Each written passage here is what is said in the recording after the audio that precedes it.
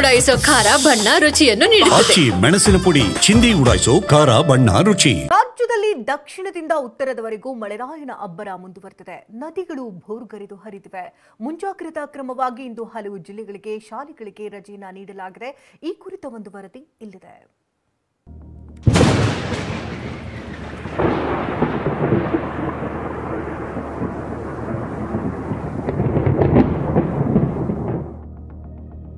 ರಾಜ್ಯದಲ್ಲಿ ಮಳೆಯಬ್ಬರ, ಹಲವೆಡೆ ಶಾಲೆಗಳಿಗೆ ರಜೆ. ಉಕ್ಕಿ ಹರಿಯುತ್ತಿರುವ ನದಿಗಳು, ಗುಡ್ಡ ಕುಸಿತ ಭೀತಿ. ರಾಜ್ಯದಲ್ಲಿ ಮುಂಗಾರು ಆರ್ಭಟ ಮತ್ತೆ ಶುರುವಾಗಿದೆ. ನದಿಗಳು ಅಬ್ಬರಿಸಿ ಬೊಬ್ಬಿರಿಯುತ್ತಿದೆ. ಗುಡ್ಡಗಳು ಕುಸಿಯುವ ಭೀತಿ ಎದುರಾಗಿದೆ. ಇವತ್ತು ಕೂಡ ರಾಜ್ಯದ ಹಲವೆಡೆ ವರುಣಾರ್ಭಟದ ಮುನ್ಸೂಚನೆ ಸಿಕ್ಕಿದೆ. ಇದೇ ಕಾರಣಕ್ಕೆ ಹಲವು ಜಿಲ್ಲೆಗಳಲ್ಲಿ ಮುಂಜಾಗ್ರತಾ ಕ್ರಮವಾಗಿ ಶಾಲೆಗಳಿಗೆ ರಜೆಗಳನ್ನ ಘೋಷಿಸಲಾಗಿದೆ. ಕೊಡಗು ಜಿಲ್ಲೆಯಲ್ಲಿ ಇಂದು ಎಲ್ಲಾ ಶಾಲೆಗಳಿಗೂ ರಜೆ ಘೋಷಣೆ ಮಾಡಲಾಗಿದೆ.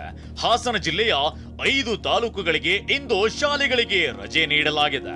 ಆಲೂರು, ಅರಕಲಗೂಡು, ಸಕಲೇಶಪುರ, ಹೊಳೆನರಸೀಪುರ, ಹಾಸನ ತಾಲೂಕಿನ ಅಂಗನವಾಡಿ ಶಾಲೆಗಳಿಗೆ ಇಂದು ರಜೆ ಇದೆ. ಚಿಕ್ಕಮಗಳೂರು ಜಿಲ್ಲೆಯ 5 ತಾಲೂಕುಗಳ ಶಾಲೆಗಳಿಗೆ ರಜೆ ಕೊಟ್ಟಿದ್ದಾರೆ. ಕಳಸ, ಮೂಡಿಗೆರೆ, ಶೃಂಗೇರಿ, ಎನ್ಆರ್ಪುರ, ಕೊಪ್ಪದಲ್ಲಿ ರಜೆ ನೀಡಲಾಗಿದೆ.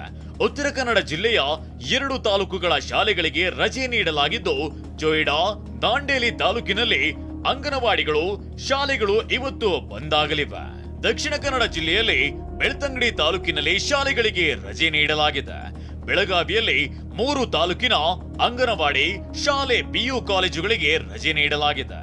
ಬೆಳಗಾವಿ ತಾಲೂಕು, ಖಾನಾಪುರ, ಕಿತ್ತೂರು ತಾಲೂಕಿನಲ್ಲಿ ರಜೆ ಕೊಡಲಾಗಿದೆ. ಹಾಸನ ಜಿಲ್ಲೆಯಲ್ಲಿ ಮಳೆಗೆ ಹೇಮಾವತಿ ನದಿ ಉಕ್ಕಿ ಹರಿದಿದ್ದು, ಸಕಲೇಶಪುರ ಪಟ್ಟಣದ ಹೊಳೆ ಮಲ್ಲೇಶ್ವರ ದೇಗುಲದ ಮೆಟ್ಟಿಲವರೆಗೂ ನೀರು ಆವರಿಸಿದೆ. ಸಕಲೇಶಪುರ ತಾಲೂಕಿನ ಕೊಲ್ಲಹಳ್ಳಿ ಬಳಿ ರಾಷ್ಟ್ರೀಯ ಹೆದ್ದಾರಿಯೇ ಬಿರುಕು ಬಿಟ್ಟಿದ್ದು, ತಡೆಗೋಡೆ ಕುಸಿಯೋ ಭೀತಿ ಎದುರಾಗಿದೆ.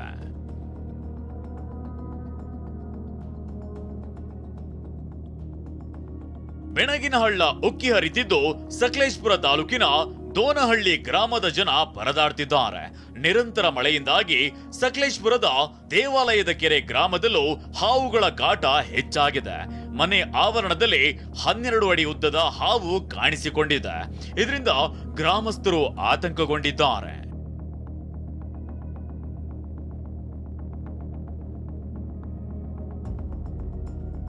ದಕ್ಷಿಣ ಕನ್ನಡದಲ್ಲಿ ಕಪಿಲಾ ನದಿ ಉಕ್ಕಿ ಹರಿದಿದ್ದು, ದಡದಲ್ಲಿರೋ ಶಿಶಿಲೇಶ್ವರ ದೇವಸ್ಥಾನ ಜಲಾವೃತಗೊಂಡಿದೆ.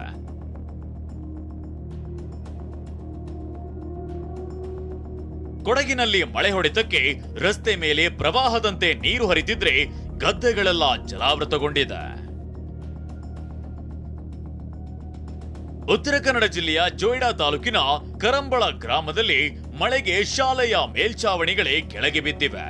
ಮಂಡ್ಯ ಜಿಲ್ಲೆಯಲ್ಲಿ ಕಾವೇರಿ ನದಿ ಭೋರ್ಗರೆಯುತ್ತಿದ್ದು, ಶ್ರೀರಂಗಪಟ್ಟಣ ತಾಲೂಕಿನ ನದಿ ಪಾತ್ರದಲ್ಲಿ ಸಾರ್ವಜನಿಕರ ಪ್ರವೇಶ ನಿರ್ಬಂಧಿಸಲಾಗಿದೆ. ಇನ್ನು ಮಳೆಯಿಂದಾಗಿ ಚಿಕ್ಕಮಗಳೂರಿನಿಂದ ಮಂಗಳೂರಿಗೆ ತೆರಳುತ್ತಿದ್ದ ಬಸ್ನಲ್ಲಿ ಸುಮಾರು 2 ಇಂಚಿನಷ್ಟು ನೀರು ತುಂಬಿತ್ತು. ಕಿಟಕಿ ಪಕ್ಕದ ಸೀಟ್ಗಳಲ್ಲಿ ಕೂರೋಕೆ ಆಗದೆ ಪ್ರಯಾಣಿಕರು ಪರದಾಡಿದ್ದಾರೆ.